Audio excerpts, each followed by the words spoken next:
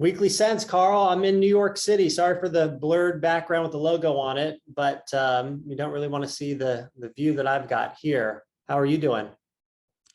Doing great. Markets always tend to get volatile when you're out of the office, isn't it?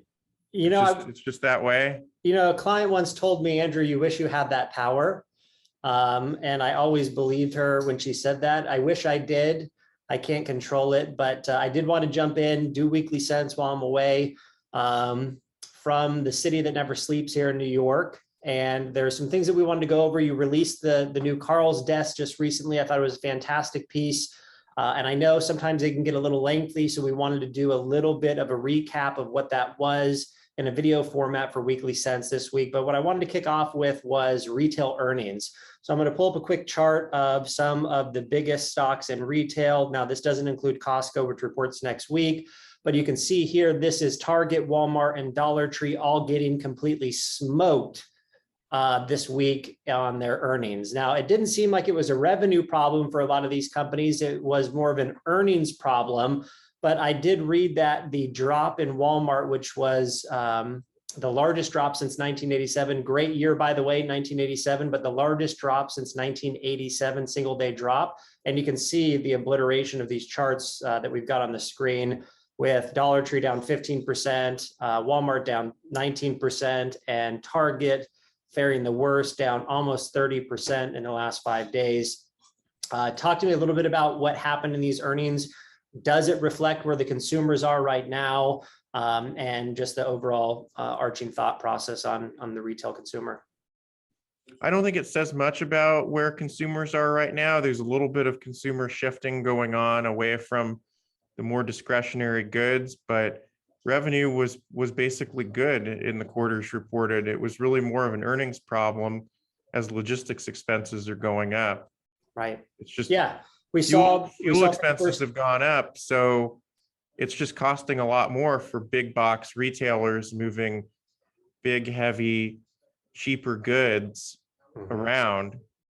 So their earnings are getting hit as their operating expenses go up. Yeah, I think that a lot of people looked at this as saying, wait a minute, whoa, the consumers are really weak right now. This is evident with what's going on with some of these big box retail companies. And I would probably argue the exact opposite. So yes, it makes a lot of logical sense to assume that people are now switching from goods purchases over to servicing purchases. So they would need to purchase things like luggage instead of purchasing some of the home discretionary items that may have been purchased a lot over the last few years. Where you would tend to see problems in a lot of these retail companies is if they were actually missing their revenue numbers. That would be a gauge of the consumer. But when we have an average price of gasoline of $4 a gallon in every single state, that hurts these slim margin businesses. So it's going to be interesting to see what happens with Costco next week and their earnings call, and see if there's any kind of similar reaction that we've already seen so far, kind of being drugged down with the rest of the Well, there probably will be. Costco shares already reacted to earnings at Target and Walmart this week, and they're like super slim margins. Right. I mean, Costco is the lowest margin retailer. I mean, you can see why. Just go in there and look at everything and what you're paying for it. You know, the way it all works is they make you buy a lot. Yeah.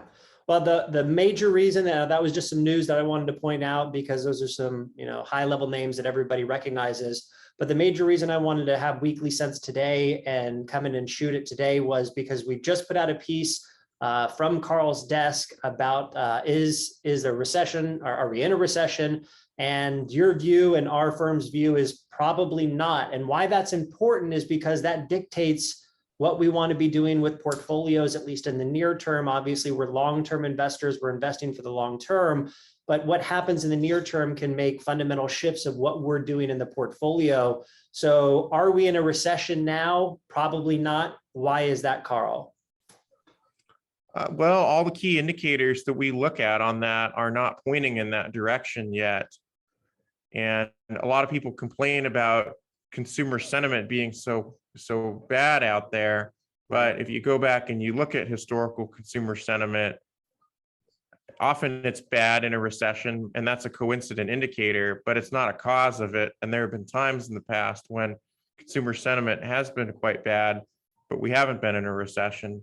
And I think 2011 is probably the best example of that. That was another time when energy prices were high, coming out of the 2008-9 recession.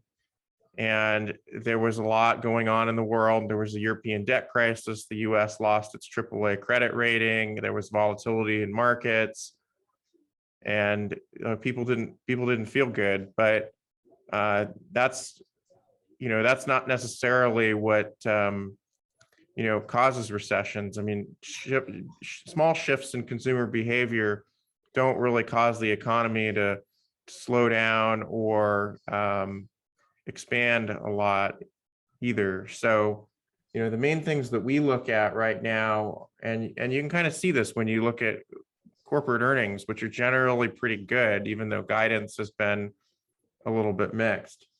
The main things that we look at are that unemployment hasn't started ticking up yet. You'd want to see that for probably a 3 to 6 month period to start to really think that we were at risk of being in a recession. Yeah, have we ever had a recession with a 3.6% unemployment, Carl? Well, a recession can begin when unemployment is low, but it has to start increasing.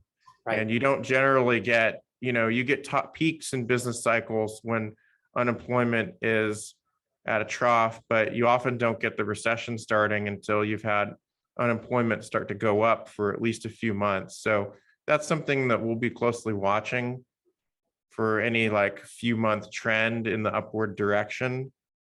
But the other side of that too is that our labor force participation is not as high as it's been in the past either. Right. So, is our really low unemployment rate really indicative of extreme tightness in the labor market? Some would say probably not. Yeah. So the other things that we look at are, or that many people look at, are leading economic indicator. We talked about that indexes. last week, I think, right?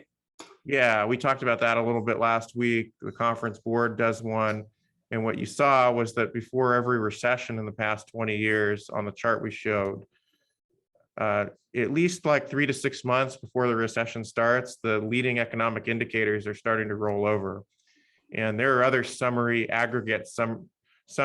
of leading economic indicators, but basically a lot of the activity around industrial production, manufacturing, things like the ISM manufacturing survey, all these things, they've got to start rolling over before you get into a recession, because you go from growth to no growth to decline. Right. And that's a process that, you can see in the data, and it takes 3 to 6 months. Yeah, several to really months. see that. And we're just not seeing anything there yet. So no indicators on unemployment, no indicators on leading economic indicators. And then no there's indication on. Yeah, there are other summaries of or all the things that people look for with recessions. There's a St. Louis Fed smooth US recession probability, where they actually look at the indicators that the National Bureau of Economic Research uses to measure economic growth and the business cycle and formally date recessions. And that smooth recession probability has never been wrong. And it's never been late or early. And they've got that going back 50 plus years. Right. And it's not much higher than zero yet. And generally, to be in a recession, you would see that starting to tick up, to see that recession probability start to tick up to 10, 20, 30%.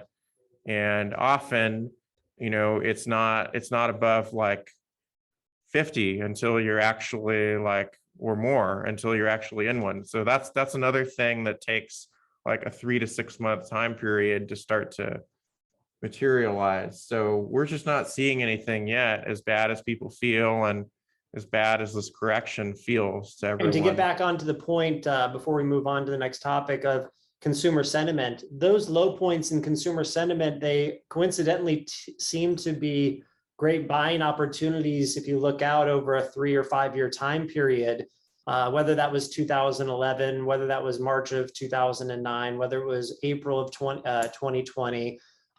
These low points in consumer sentiment, when everybody feels like it's doom and gloom outside tend to be the counterintuitive positioning points on when you want to be actually looking to buy or add value into the portfolio. Is that correct? Yeah, that's absolutely right. Because when consumers feel really bad, they're often, especially if the stock market isn't doing well, you often have a lot of people panicking out of stocks and selling whatever's in their portfolios. I mean, we've seen a lot of news so far about tech hedge funds and different people being down a lot, and maybe we'll see some news in a few months that some of those funds are being liquidated. Right. There's definitely panic out there, and there's definitely a lot of selling. You don't know exactly when it will end, but it looks like we're probably closer to the end than the beginning, because when you look at the history of corrections and bear markets, you don't generally get anything that's much worse than this unless you're in a recession and the economy is definitely contracting and the unemployment rate is going up and people are really not spending as much. Yeah, and that's just not what we're seeing right now. Right. So yeah, we talked about some other things in this piece, and we'll go over those quickly, and yeah, maybe next week we'll go into more detail in some of these things. But I showed another chart in there where I talked about how quantitative easing and quantitative tightening have caused corrections, but not recessions. If you go back over the last 10 years, what you'll see is that, there was volatility whenever quantitative easing ended or quantitative tightening began. And I don't know how much. Just so everyone knows what that means, Carl. So quantitative easing is when the Federal Reserve is stimulating the economy. Quantitative tightening or lowering rates. Quantitative tightening is when they're actually pulling some of that liquidity out of the system and they're actually raising rates at the same time. Right. That's known as quantitative tightening, and that's kind of where we're in right now. And what quantitative easing is when they're buying bonds to put more cash into the financial system, increase liquidity, make financial conditions easier. It's what they do because we've been at such low interest rates and we can't go below zero. It's what they do to make things even easier than putting the Fed funds rate down at zero. Right. And quantitative tightening is going in reverse. When they do quantitative easing and they buy a lot of bonds like treasuries, mortgage backed, sometimes even corporate, like they did during the COVID crash. Quantitative tightening is when they let that stuff roll off the balance sheet, let it mature and decrease the size of the balance sheet. So that's quantitative easing, but in reverse. Yeah. And you said that there's been no point where they've been switching from quantitative easing to quantitative tightening that has led to a recession, but it has led to a number of corrections. Right. That's right. Yeah. That makes a lot of sense though, right? I mean, the liquidity is being pulled from the market. People get fearful. Fund managers have to reallocate and position and purchase other assets that they wouldn't necessarily purchase, or liquidate assets that they wouldn't necessarily have to liquidate. And that can cause more volatility in the overall marketplace, which is probably a lot of what we're seeing right now. Right. It takes marginal buyers away from risky assets, and it takes the Fed as a marginal buyer away from treasuries. So the market has to adjust to that. We saw that, longer term treasury yields took a bounce up over the last month. And so everything has to adjust to that. But we have a lot of reasons why we think inflation will decline still, and why treasury yields will fall. We'll just have to see that play out over some time and, over the next couple of quarters. And we'll go into more detail on all of that in the future. But the other main points to take away for right now are that, especially in the wake of this correction, stocks look cheap relative to bonds. Yeah. Especially considering the earnings yield. There's this big perception out there that bond yields going up is putting pressure on stocks. And, there's some theory behind it, but I pulled out some charts here to show that it hasn't always been the case. It really depends on, should our stocks riskier than bonds, and is the risk justified by the amount of growth that you're getting from them? And that's a very psychological thing. It depends on where things are. And I think because interest rates are so low, people want to see more earnings yield in stocks, but it hasn't always been the case, especially in times in the past when bond yields have been higher.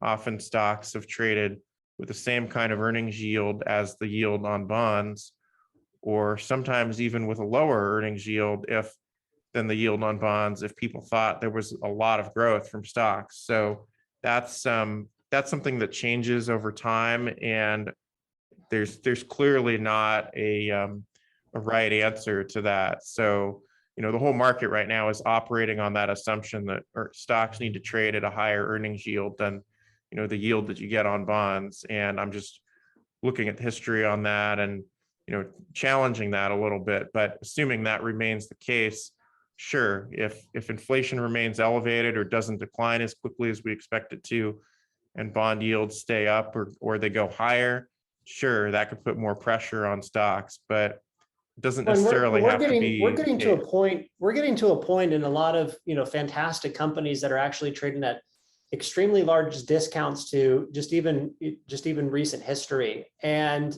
what I always try to remind people of is, so our viewpoints is we don't see a recession this year. Could it be, a little bit further down on the horizon as the Fed continues to raise rates? That's a probability that's in the deck. But as of this point in time, we're looking at a lot of indicators that are generally leading that tell us, if a recession's pretty soon to be happening, at least this year, and none of them are firing on any cylinders. And with that point being made, you're looking at a market right now where you're seeing a lot of multiples for some, fairly stable, strong companies that are buying back shares that are at really cheap valuations. And what I try to remind people of is we've been through these periods of time, whether it's 2011, whether it's 2015, whether it's 2018, whether it was 2020. We've seen portfolios and we've seen markets go through these nasty, nasty corrections. And yes, this one's pretty significant. Yes, it's pretty deep, but I don't remember one correction in the US market history where it didn't come back. And that's something that we try to, always instill in our clients and in our workings when we try to deal with portfolios here at Wayland Financial. And I think that's something important to remember. Right. So that's why we feel like the best thing to do right now is to reposition, look at everything that we have.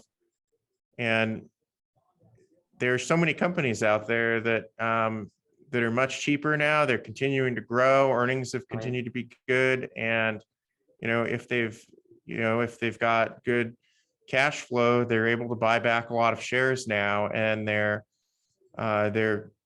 doing that on a larger scale than we've seen in the past couple of years. So I think that will put a floor under a lot of these stocks and make it hard for them to go down much more, even if the market goes down a little bit more. But it seems like it's kind of hard at this point for that to happen.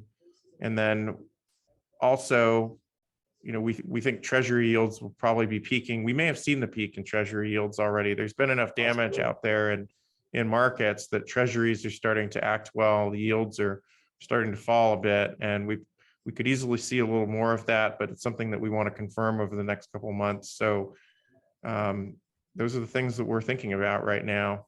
Well, I really appreciate you taking the time.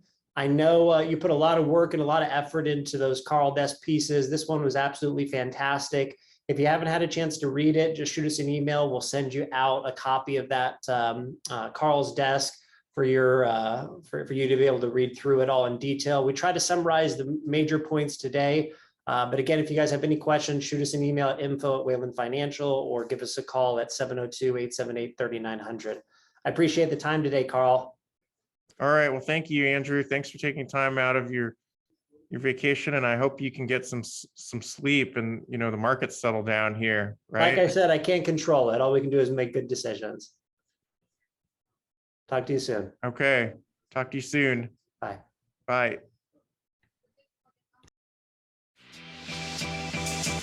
All opinions expressed by Andrew Wayland, employees at Wayland Financial, or any other podcast guest are solely their own opinions and do not reflect the opinion of Wayland Financial.